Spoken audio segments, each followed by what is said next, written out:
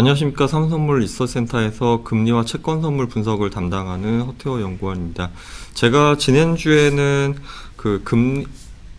발행자와 통화라고 하는 주제로 채권의 이제 발행 주체와 그리고 이제 글로벌 채권 시장에서 그 표기 통화의 중요성에 대해서 언급을 했었는데요. 이번 주에도 이제 그와 같은 그 연장선에서 금리차와 환율이라는 주제로 내용을 말씀드리도록 하겠습니다.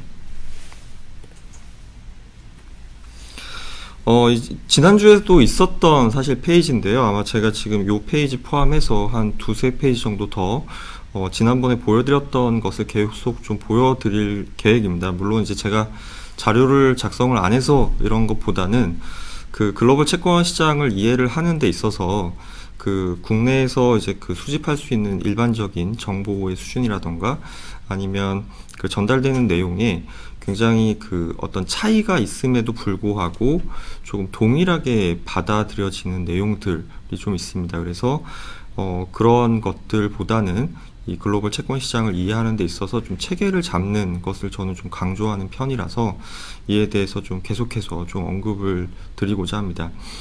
지난주에도 보셨던 바처럼 글로벌 채권 시장은 주요 선진국 위주로 편성이 되어 있고요. 이 부분에서 제가 지난주에도 강조드렸듯이 우리가 흔히 이야기하는 주요 선진국, 뭐 미국이라던가 그다음에 EU에 있는 국가들, 뭐 일본, 영국 이런 주요 선진국이라고 하는 주요 이제 그 신용이 높은 그 발행 주체, 그리고 두 번째로 이 발행 주체들의 그 채권의 표기 통화, 이렇게 두 가지가 중요하다고 말씀드렸는데요. 오늘도 이제 그러한 연장선에서 말씀을 드리도록 하겠습니다. 네, 지난주 신용등급에 대해서도 다시 한번 말씀을 드리는데요.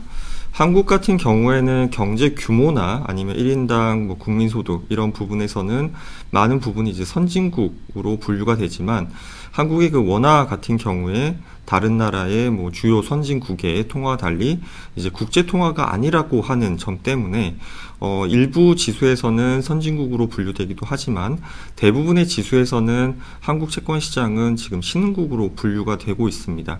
그렇다 보니까 여기 리스트에서 보시는 것처럼 굉장히 좀 물론 한국만의 독특한 위치를 차지하고 있고요. 그리고 또 이 외에도 글로벌 채권 시장에서 이 통화가 가지는 의미가 상당합니다. 그리고 해외 선물 같은 경우에 저희가 지금 FX 선물도 다양하게 상장이 되어 있는데요. 금리와 이 환율이라고 하는 것은 사실 떼놓고 생각할 수가 없는 이슈입니다.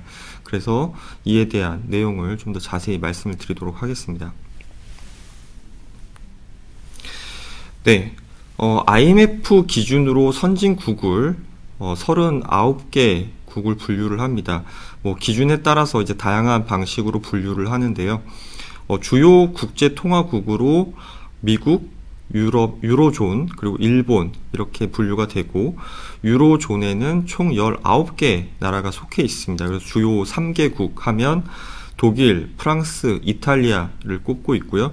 스페인도 물론 표기를 하긴 하지만 앞에 세 나라에 비해서는 경제 규모 면에서 작기 때문에 주요 세 나라 하면 이제 독일, 프랑스, 이탈리아를 꼽습니다. 그리고 이제 주요 선진국, 우리가 이제 G7이라고 하죠. 미국, 캐나다, 영국, 독일, 프랑스, 이탈리아, 일본 이렇게 구분이 되고 이제 기타 선진국으로 16개 나라가 있습니다. 제가 아마 지난 시간에 그 노르웨이에 대해서 EU이긴 하지만 유로존이 아니다라고 제가 설명을 했더라고요. 틀린 내용이고요. 다시 한번 말씀드리면 노르웨이는 EU 소속도 아니고 유로존 소속도 아닙니다. 반면에 스웨덴은 EU 소속이긴 한데 유로화를 사용하진 않습니다. 네, 그래서 제가 그 주요하게 그 봐야 할 나라, 적어도 채권 선물을 하는 데 있어서 주요하게 봐야 할 나라는 지금 이제 빨간색으로 표기를 했는데요. 미국, 영국, 프랑스, 호주, 한국 이렇게가 사실은 주요한 5개 나라고 노르웨이랑 스웨덴 같은 경우에는 노르웨이는 뭐 채권 선물이 상장되어 있지는 않고요. 스웨덴 같은 경우에는 채권 선물이 상장은 되어 있는데 일반적으로 그렇게 우리나라에서 거래되는 국채 선물과 같은 이런 거래량을 보이고 있지는 않습니다. 그리고 지금 이제 그러한 나라들 이외에 뭐 약간 제가 주황색으로 표기를 해놨는데, 뭐, 캐나다라던가, 일본, 뉴질랜드. 물론 전 세계 시장에서 선진국으로서 지위는 차지하고 있지만, 어떤 통화정책 측면에서의 중요성은 조금 다른 나라 대비해서 좀 높지 않은 이런 나라로 분류를 할 수 있습니다. 네, 그래서 제가 이제 그 발행자, 국가 기준으로 이제 그 분류를 한 것과 그 다음에 통화 기준으로 분류를 해봤는데요. 말 그대로 통화라고 하는 것은 우리가 사용하는 화폐를 이야기하고요. 이 화폐에 대한 통화 정책은 각국 중앙은행에서 담당을 하고 있습니다.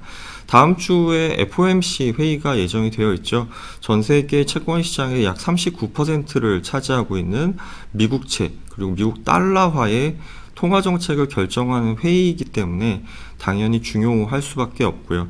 그래서 이제 제가 뭐 특징으로 매우 중요하다 이렇게 표기를 해놨는데, 이 외에도 통화 기준으로 하면 유로존이랑 일본이 중요한 것은 사실입니다. 하지만 그 유럽 중앙은행이나 일본은행 같은 경우에는 그 차지하는 그 어떤 규모 면에서의 비중에 비해서 통화정책 측면에서의 변화가 그 그러니까 연준에 비해서는 좀 적은 편입니다. 그래서 오히려 굉장히 중요하지만 그 통화정책의 변화가 워낙 더딘 편이기 때문에 이에 대해서 미국만큼 그렇게 그 어떤 비중을 두는 편은 아니고요. 물론 반대로 그렇게 굉장히 더딘데 어떤 변화를 가지고 온다는 것은 굉장히 큰 변화이기 때문에 이러한 곳들이 통화정책을 변화시키기 전에는 그 사전에 시장과 굉장한 교감을 갖는다는 특징이 있습니다. 그래서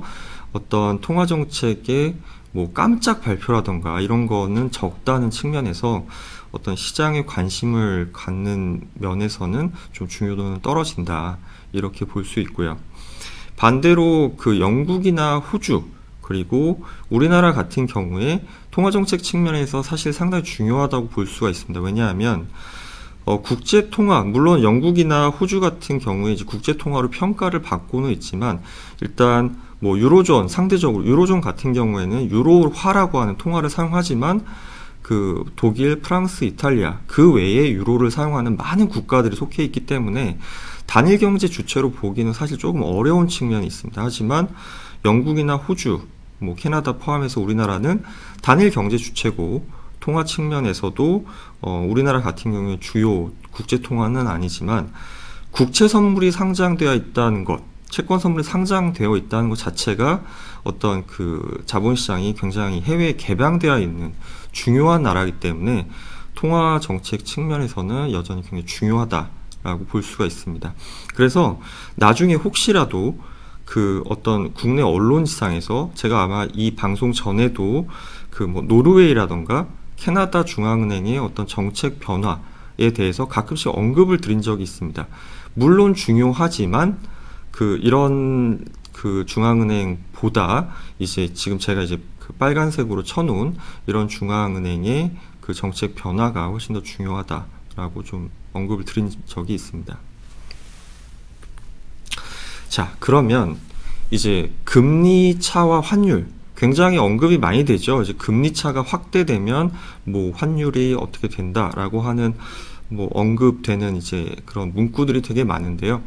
사실은 금리라고 하는 게 뭐 저의 지금 이 방송의 제목에서도 금리 키워드라고 하지만 금리라고 하는 것은 굉장히 많은 것을 담고 있습니다. 그래서 뭐 금리 차가 확대되면 이라고 이야기하면 좀 물어봐야 할 것이 굉장히 많습니다. 그래서 그것이 정책금리 차이인지 아니면 시장금리 차이인지 그리고 그게 축소되다가 확대되는 국면인지 아니면 확대되다가 축소되는 국면인지 굉장히 다차원적으로 생각을 해봐야 되고요.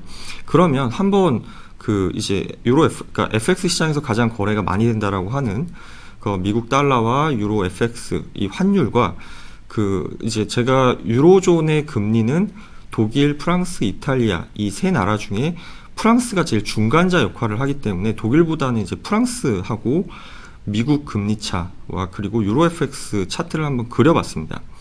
지금 보시면 아시겠지만 그 금리차와 그 유로 FX의 환율의 변화가 동일하게 움직이는 구간도 있고요. 일반적인 상식으로 지금 첫 번째 구간에서 보시면 미국 금리가 이제 프랑스 금리보다 상승을 하고, 그래서 유로 FX가 좀 하락하는 구간도 있고요. 이러한 구간이 지금 한 세 군데 정도 있는 것 같습니다. 너무 어렵게 생각하지 마시고 그냥 국면을 보는 거니까요.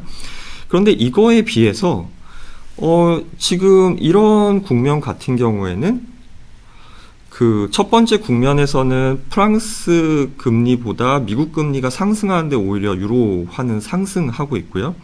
반대로 두 번째에서는 지금 이 금리 차이가 지금 이제 축소, 그래서 프랑스 금리가 미국 금리보다 상승하는데 오히려 유로화는 약세를 보이고 있습니다. 따라서 이게 과연 이제 단순하게 금리 차가 확대되면 환율이 변한 예를 들어서 A라는 국가의 금리가 B나라보다 오르면, 그래서 금리 차가 확대되면 A나라의 환율이 오른다? 라고 하는 것에 사실은 좀 위배되는 거죠. 그래서 이제 보면 그 정책 금리 차이가 변하는 그 크기랑 시장 금리 차이가 변하는 크기랑 또 다릅니다. 그래서 금리 차이가 확대돼서 특정한 나라의 금리가 오르면 그 나라 환율이 오른다라고 하는 것을 일반적으로 적용하기가 좀 어렵다는 거죠. 유로 FX 같은 경우에.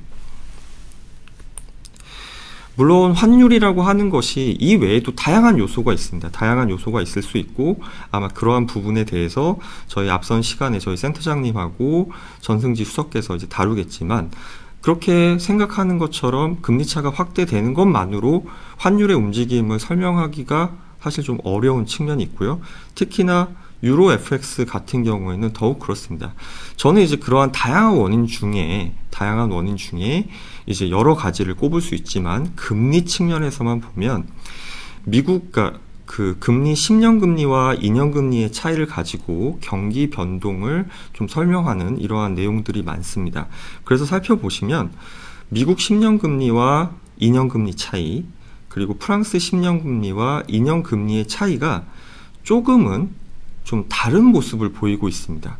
그래서 10년 금리와 2년 금리의 차이, 이 스프레드를 어떤 경기 변화라고 하는 것에 프락시로 만약에 본다면 이 양 지역 간의 경기 사이클은 조금 다른 것 같습니다. 예, 정확하게 이거를 수치로 얼마나 다르냐라고 보는 것보다 그냥 편안하게 보시면 조금 그 저점이나 고점이 만들어지는 구간이 조금 다른 것을 알 수가 있고요. 이런 것은 그 유로 FX를 설명하는 데에 그 금리 차로만은 설명하기가 조금 어렵다는 것이죠. 근데 이와 또 반대가 되는 경우도 제가 한번 찾아봤습니다. 이것은 이제 호주와 미국의 금리 차와 이제 호주 달러, 저희 이제 그 해외 선물에서도 거래가 되죠. 이곳 같은 경우에는 유로 FX에 비해서는 금리 차에 따른 환율 움직임이 조금은 상대적으로 설명이 좀 잘 되는 편입니다. 그래서 지금 구간을 보시면은 이제 미국 금리가 호주 달러 대비해서 상승할 때는 호주 달러가 약세를 보이고 있고요. 반대로 이제 작년 초반부터 지금 미국 금리 대비해서 호주 금리가 오르는 구간에서는 호주 달러가 강세를 나타내고 있습니다. 제가 앞서도 말씀드렸던 것처럼 환율에는 다양한 요소들이 반영이 되는데, 이 금리 차라고 하는 요인이 그 호주 달러의 경우에는 유로 FX보다는 조금 더 이 영향이 크다는 거죠. 그럼 왜 이런 그 흐름이 나타날까를 생각을 해보면, 그 앞서 미국 10년 2년 금리 차와 프랑스 10년 2년 금리 차를 제가 한번 비교했었잖아요. 근데 조금 고점 저점이 만들어지는 구간이 틀렸지 않습니까? 근데 미국 10년 2년 금리 차와 호주 10년 2년 금리 차는 그래도 상대적으로 유사한 궤적을 보이고 있습니다. 그렇기 때문에 이것을 경기 사이클에 좀 프락시로 삼는다라고 하면, 만약에 호주와 미국 같은 경우에는 금리 차가 이 환율을 설명하는데 주요한 요인으로 될 수가 있는 거죠. 그래서 단순하게 이제 어떤 그 환율이라고 하는 것은 굉장히 복잡한 이 페어이기 때문에 그 두 나라 간의 경기 사이클이 과연 유사한 경로를 원래 보이고 있는지, 그리고 대상의 금리 차라고 하는 게 시장금리 차인지 정책금리 차인지, 그리고 그 차이가 변하는 방향이 축소 국면인지 이 확장 국면인지 여러 가지를 분석을 해봐야 이 시장금리 차이와 그 나라의 환율의 변동을 좀 유의적으로 설명하는데 좋을 것 같습니다.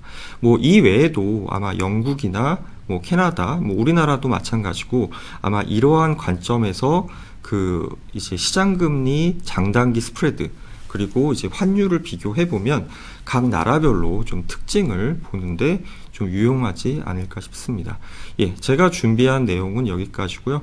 뭐 관련된 내용에 궁금하신 사항이 있으시면 댓글로 남겨주시면 제가 다음 주 준비해서 말씀을 드리도록 하겠습니다. 감사합니다.